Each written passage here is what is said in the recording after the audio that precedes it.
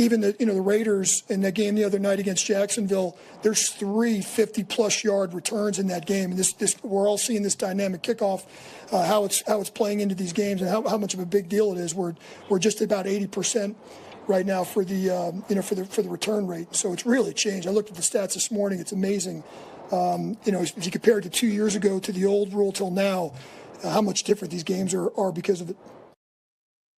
The Rizzler starts off Altitude After Dark. It's your guys, DMac with Mike Sanford.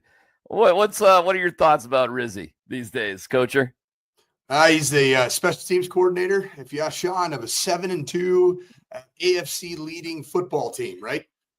So all is fair, man. When you have the favor of the king and you are one of the knights, you're going to be protected. And it is what it is. I think that Darren Rizzi historically has been a good football coach. I don't think it's like this thing that's followed him everywhere he's been. But the bottom line is this year, and as coaching works, you're held accountable, or usually you're held accountable for what product you put out on the field. And to this point, it hasn't been consistently good, really, at any point in the season, maybe outside of the Cowboy game. Welcome to Altitude After Dark, where we're going to preview the Broncos and the Raiders. We're brought to you by Journey Spice. Just go to this QR code, and you'll find yourself in spice heaven. Singles, 2-packs, 4-packs, for any meal you can imagine, from meat to poultry to breakfast to lunch, whatever you need to taste better, use Journey Spice. So easy to use, and we'll have more on Journey Spice in a little bit. But you can save yourself 10% using the code GETSPICY at Amazon.com. It'd be perfect for Thanksgiving, and it's a wonderful Christmas gift as well. Thank you, Andon and Rosa. We love you guys. We love the Journey Spice. Okay, Coacher, in terms of Sean Payton, yeah, he did defend special teams. I don't mean to belabor the fact, but you're right. You got the support of the king. Yeah, listen, we spent some time on it. We had a video of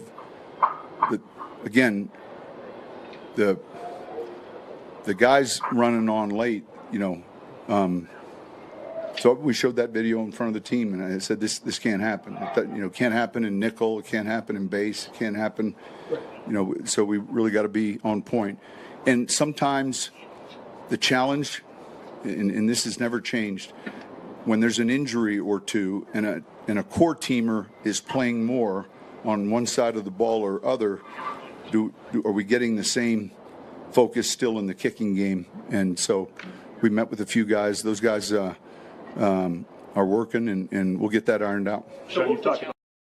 Why are we making such a big deal about special teams? Well, the Raiders don't do a lot of things well, but Raheem Mostert is a pretty good returner. And it's crazy how long this guy's been in the league, but almost single-handedly, he flipped the game against the Jaguars. Swear to God, like, it was a big deal. And the Broncos are 31st in kick coverage, 31st. And they've lost the field position battle in all but 3 of their 9 games. I'm just pointing out, while you have Will Lutz, who was the AFC Special Teams Player of the month, and Jeremy Crawshaw, who is the Australian Punter of the Decade, you still have these crazy things, Coach, that could sneak up and bite you. And it is weird that it's special teams and there's something with it. And you want to point out like a guy running onto the field. How about the best kick blocker on special teams in the NFL is left unguarded? But we're going to talk about guys running onto the field instead of that. Listen, man, I think they're going to win. I want to get your take on it too. But this special team stuff is weird. It's especially weird because of what happened a year ago. It's especially weird because I thought that outside of a very bad consequential play against the Kansas City Chiefs, where you had a kick blocked. You made a move. You made a decision to move on from Ben Kotwicka, who, outside of that block kick, did we ever say we have terrible special teams units? That was an egregious error, but no. Aside from that, and then they did straighten it up because they moved Forsythe and Pert. They switched them, and that seemed to do the trick. Now, why they didn't do that in the first place, I don't know. It cost you a game against the Chiefs. That sucks. But you've been kind of dancing with the devil here on special teams. For the majority of the year, if not the entirety of the year. So, Yeah, I find it all very interesting. I find it, that unfortunately you've already essentially lost a game because of a very clear special team snafu, and that was against the Indianapolis Colts and the leverage penalty. And yeah, you could make the argument that penalty is only called in very rare instances when it probably happens. But on that one, on that one, you got to remember they called a scheme or a play first time ever. Right?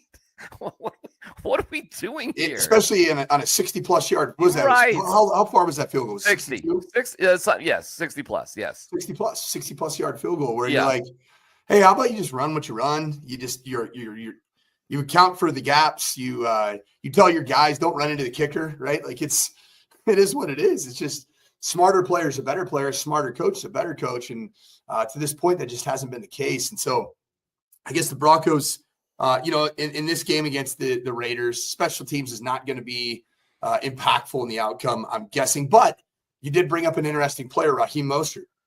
If you want to have some nightmare scenarios, or if you want to bring back some old bad nightmare memories, think about that 70-point drubbing against the Miami Dolphins. That was Raheem Mostert and Devin Achane with its two running backs that I felt like they scored every time they touched the football. I forgot. It felt like a recent CU Buff defensive performance where the Arizona Wildcats just flat out didn't get touched multiple times on their way to the end zone. We'll get to that because there's breaking news about CU according to USA Today. We'll get to that in a little bit. Meanwhile, at the trade deadline, the Broncos stood pat. Sean? Specifically. Yeah. I mean, George and I each day talked about different things. And that's just how it turned out. Was anything close at all today? No. I think we discussed a few things, but all good. How did you guys take stock of the receiver and, going into this, a lot of us just around? Yeah, I saw a lot of that. We've invested in, we like this group and where we're going. Apparently what they were in on, or at least curious about, was Jalen Waddle, and they didn't pull the trigger. And you saw Sauce Gardner go for 2 first-rounders. You saw Quinnen Williams being dealt. You saw a lot of big – well, I mean, you saw other – Jacoby Myers was, dealt for nothing, so he's not even on the Raiders anymore. Which is kind of nice, right? Well, yes and no. What made Myers expendable is Brock Bowers returning to health. Of the 29 passes they completed against the Jaguars, 15 went to tight ends, 12 to Brock Bowers. And is it Meyer or Mayer? You know what, man? I don't know. It's spelled Mayer. I don't know either. I think it is Meyer, I think. Christian Brown, Braun, Mercedes Lewis, Mar. I don't know. Have we decided what Mercedes is? I'm just moving on from it. Okay. I think that's probably we'll just call him it's funnier to call him Michael Myers like Halloween, but let me just tell you, they go to him quite a bit too, but Brock Bowers is the guy. So Jacoby Myers, they got Trey Tucker. He's a small little gadget guy, go get him, gadget dude. Other than that, it is all about Ashton Genty and Brock Bowers, coach, if we're previewing this game. Well, that's the image that I think a Pete Carroll-led offense, because he's not an offensive play caller, never has been, never will be, but most defensive guys do really like when the identity of your of your offense is complementary to the defense. And so which is the Raiders on the right-hand side? Yeah, take a guess. Right, on the right-hand side. Look at that. Is that bad? Yeah. They don't do anything well. So this is the offensive comparison. And while you see the Broncos are 6-7, look at the Raiders, dude. What do they do well? Literally nothing. It's kind of insane to see, isn't it? Do you find it funny when you look at the Denver Broncos offensive statistics? Do you find it strange that the very thing that Sean Payton is criticized for not wanting to do is the only category essentially that's in green in terms of tangible yardage? Yes. And that's running the ball. You're in seventh in the National Football League, and at times it feels like he's trying everything in his power not to run the football and only truly as a last resort. And then, of course, Bo Nix and the sacks allowed. I think that's a big reason why the Broncos are 7-2 is that Bo Nix doesn't make the bad play. It's crazy. They're not great on third down. However, Bo doesn't get sacked. He just doesn't. And look at them in the red zone, too. Never mind a top 10 rushing offense with a great year by J.K. Dobbins. The only thing that the Raiders do well is not fumble. Yeah, but they have 11 interceptions, which is second to last in the league. They're horrible in the red zone, as was Houston, by the way. That bodes well. And they give up a ton of pressure. Their offensive line is just mediocre, to say the least. -5 in giveaway takeaway with Geno Smith making mistake after mistake. Coach, this is a game that you should cruise, at least on the offensive side of things, because theoretically you're going to force some takeaways, right? Yeah. How's the Raiders defense looking? Do you have those stats? Bam. Okay. Better. So not great though, but better. Yeah, I mean, yards per play, not terrible. Rushing yards, right in the middle. God, look at that Broncos defense, my man. It's unbelievable. It's unfreaking believable what they're good at. First in sacks, first and third down, first in red zone, first in yards per play, points per game, fourth, which is really impressive. No, it is absolutely. If you just put it all in one big package, this is the best defense in the NFL, in my opinion. And then, does Max Crosby concern you at all? Not really. Is he healthy? He's okay, but he, let me get here. In terms of sacks, he's got 5 sacks. You got Benito and Cooper that have more. Let me go back to the defense. This is shocking. 40 sacks for the Broncos, 16 for the Raiders, bro. So Cooper and Benito almost have as many sacks as the Raiders have combined. And Crosby's okay, but Bo doesn't get sacked. He doesn't. So, why? Well, the Broncos are also first in the league in screens. Bo's pretty mobile, and they've got a great offensive line. No, Max Crosby does not bother me whatsoever. However, Vance Joseph was being a little bit more cautious about Max Crosby, as he explains. He's special. Obviously last year, the first game we played him, he kind of hurt us a little bit, a couple of big plays. And the second time we played him, we put Patrick on him. He's that kind of a player. Watching this year, his healthiest and best game was last week, unfortunately for us. He had a big game again. He has got the size and the speed of an NFL receiver, but the size of a tight end. So the toughest job with him is getting him tackled. You can kind of cover him with a safety or a defensive back body, but can you get him on the ground? After he catches the ball. He made 4 or 5 big plays last week, was just catching the 10-yard spot route, and the rack after is major. So having a great plan to kind of get him rerouted early and just keep the coverage top down on him is going to be important to win a game. Coach, he's really not a hold on a second. Let me get my stuff together here. He really isn't a tight end per se. He really is much more of a wide receiver. So, that's what I got on that. You know what I see, DMac?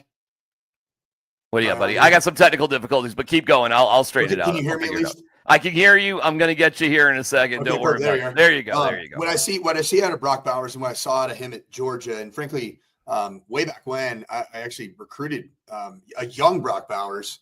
Wild to say this, but it was back in 2016 at Notre Dame. I was hearing about this sophomore tight end from Napa, California, and sure enough, that was the thing about Brock Bowers is he's never going to be this very long, huge presence in the seams. Although he can do that, he's built almost like a throwback running back, like a Tom Rathman or a Roger Craig, where it's about how he gets catches inside of 7 yards and then is so hard to tackle because, I saw him at the combine. He doesn't look that impressive until you see his lower body, and it's his quads, it's his backside. Like he is built like somebody that can truly run through contact. And that's the one thing I'll say about the Raiders as a whole is they're 2 players that they have that they've really invested in the last 2 drafts are run after contact players. They're yards after contact guys in both Ashton Genty and Brock Bowers. So if there's one thing that Vance Joseph and this defense, they're putting a ton of emphasis on this week is you got to wrap up. You got to get these 2 players in particular to the turf because you need to get somebody else to the tackle point. And if you just keep leaving your feet, or if you duck your eyes and don't have a good tackling performance game, I do think that even though you probably still win the game, to be honest, even if you don't tackle great, you'll still probably win the game, but it'll be a challenge for potentially some of the playoff teams you're going to play where they do have really good players that can run after catch. If you're just following along, welcome to the show. Make sure you like and subscribe. And thank you to our great friends at Journey Spice. We'll have information about Prime here in a second.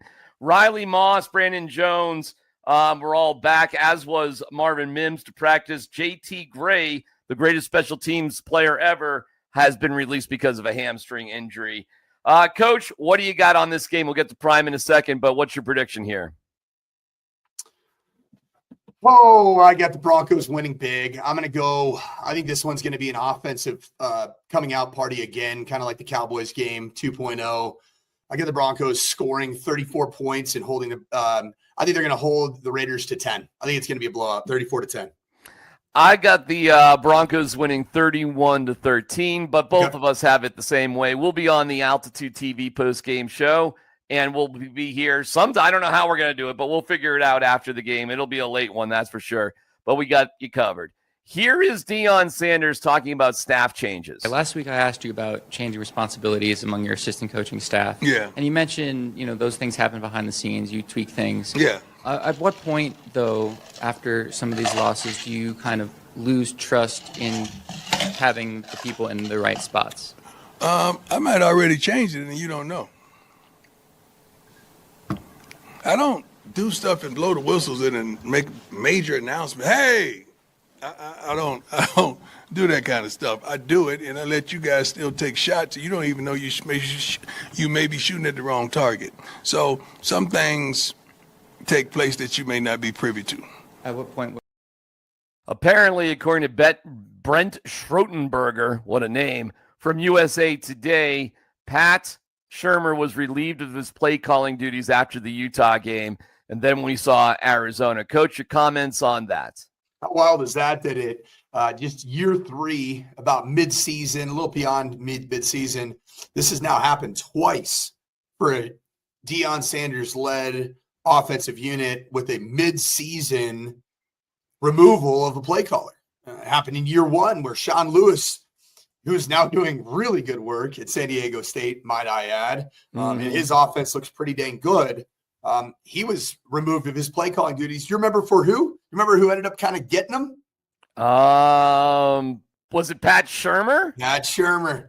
Pat Shurmur. So I always suspect, especially with years like with what Sean Lewis did, he was starting to get a lot of credit, especially in that first game against TCU in the first game of the Prime era. I would suspect sometimes that there are people on staffs, and I've been a part of this before where I was a play caller, where you got to keep your eyes on one guy. And a lot of times it's this senior analyst or it's this consultant that's kind of hanging around the building. And I've always been very, very, very leery of those types of guys on a staff.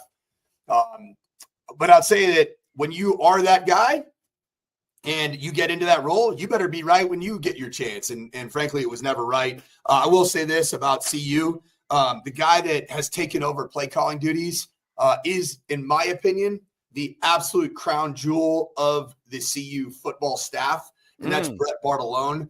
The reason I say that is I've gotten to know him very well. He recruits diligently. He's a great communicator. He's very intelligent. He's fun to talk ball with. I love Brett Bartolone, and I do think even though the Arizona performance wasn't great, I thought it was worse defensively. That's the side of the ball that's more concerning in terms of just effort and buy-in, and has the team given up. The defensive side of the ball and the tackling and the effort was atrocious. I thought once Juju Lewis came in, obviously it looked like there was at least some life on offense. So I think that you'll see a continued slight uptick in offensive production. And don't forget that Brett Bartolone was actually Prime's offensive play caller in his final year, I believe, at Jackson State. And so I'm a big Brett Bartolone guy. I can promise you this, just knowing the inner workings, Brett Bartolone did not weasel his way into this responsibility. He's respected. He's liked and he's a real ball coach, and I'm excited for him to get his opportunity to try to steer this thing in the right direction. We got you covered on everything when it comes to the Broncos. We got you covered on Altitude After Dark. Make sure you like and subscribe. We both have the Broncos winning big, and we have special teams being somewhat of an issue, but not big enough to upset the apple cart this week. Join us after the game for Altitude After Dark postgame, also on Altitude TV. Make sure you listen to Coach with Berto, while Alex Ryan Emmy will come back relatively quickly. That's from 10 to noon, and I'm on with Scott Hastings and Tyler Columbus. Make sure you like and subscribe from noon to 3, and thank you for watching Altitude. There's a world of flavor out there, and to find it, you have to take the journey. Journey Spice Company handcrafts the most premium spice and seasoning blends that have no sugar, no salt, are certified USDA organic, non-GMO, vegan-friendly, and always planet-friendly. You are going to love serving amazingly delicious creations while knowing you helped reduce single-use plastics. Make sure to search for Journey Spice Company on Amazon today.